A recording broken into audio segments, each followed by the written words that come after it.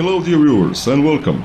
Our today's topic is going to be Heinkel 100, a truly mythical plane, a record setter in terms of speed, a propaganda machine and somewhat of an UFO, because Allied pilots reported seeing it in the Battle of Britain, in which it never took place. But first things first. After Heinkel 112 being not selected for the next German fighter, a project 1035 started. And the idea was to build on a previous project but with many new features. And thus the first prototype of the Heinkel 100 was born, and its designation was V1, and its maiden flight was on 22nd of January 1938. And altogether 25 units were built of various versions. Prototype number 8 held a world speed record, set on 30th of March 1939, when the speed of over 746 km per hour was achieved. It was powered by a Daimler-Benz 601 V12 engine, and it had innovative yet very complicated cooling system, which allowed coolant to stay liquid even after reaching temperatures higher than normal boiling point. The coolant then traveled to the edge of the wings and was transformed into steam, and then the cold airflow would turn it back into the water as it returned back to the engine. The airplane did not make it into German service, but it was sold to the Japanese and the Soviets. The Soviets bought altogether 6 prototypes, including the most heavily armed of them all, the V7, which had 2 20mm cannons and 4 7.92 machine guns. But by some sources the heavy armament was removed before the shipment. The Japanese also were quite impressed with the new aircraft, and some sources claim that it was used as a role model for the production of the Ki-61 aircraft. The rest of the aircraft were used as a point defense fighters for the production facility itself, flown by the Heinkel test pilots. Today only one mock-up of this aircraft exists in an air museum in California.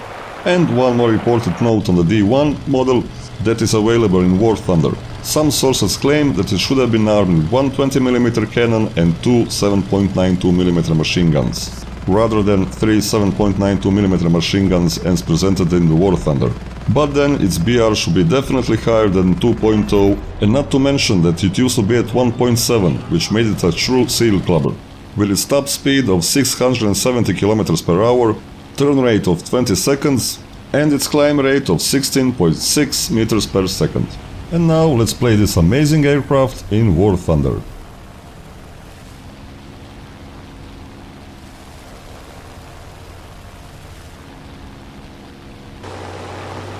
In the game you can take on virtually any enemy fighter, like this British Hurricane. But due to its low caliber armament, your best shot will be to shoot at the pilot itself. And with a little bit of luck, that's exactly what happened here.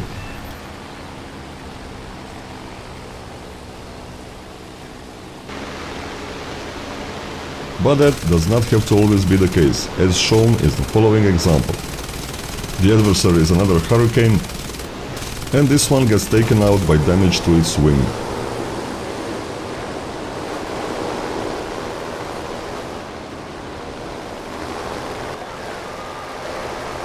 After enemy's fighters down, it's time to focus our attention towards another target.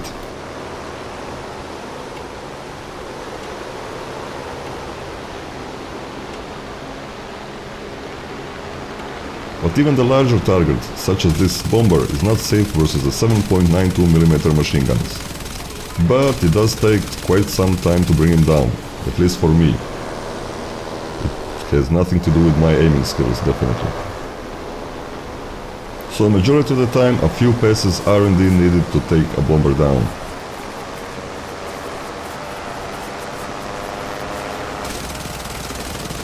And one can afford many passes in this aircraft because you have 1500 rounds to begin with.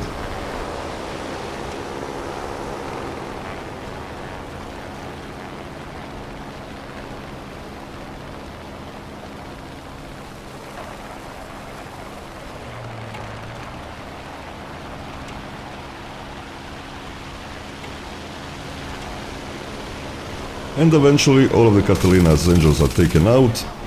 I barely dodged one friendly fire incident, but in the end the Catalina does go down. Finally.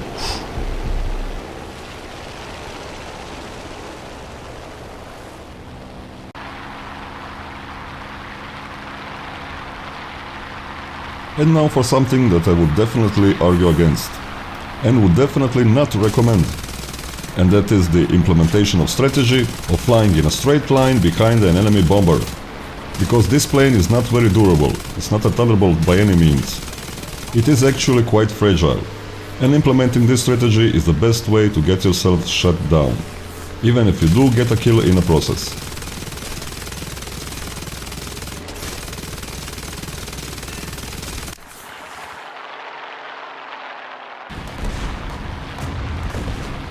Also, the next brilliant strategy of attacking your enemy close to its AAA, sometimes, believe it or not, is not the best course of action, as is it painfully obvious in the next example.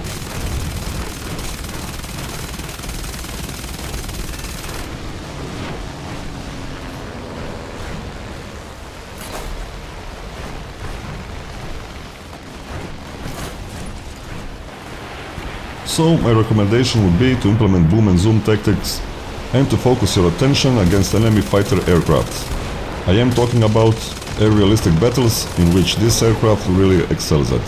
Yes, sure, sometimes you do get involved in turn fights, but in the long run that is not the wisest course of action, because you will be missing out on the advantages that this plane has. And that is superior speed to almost anything, if not really everything that it faces.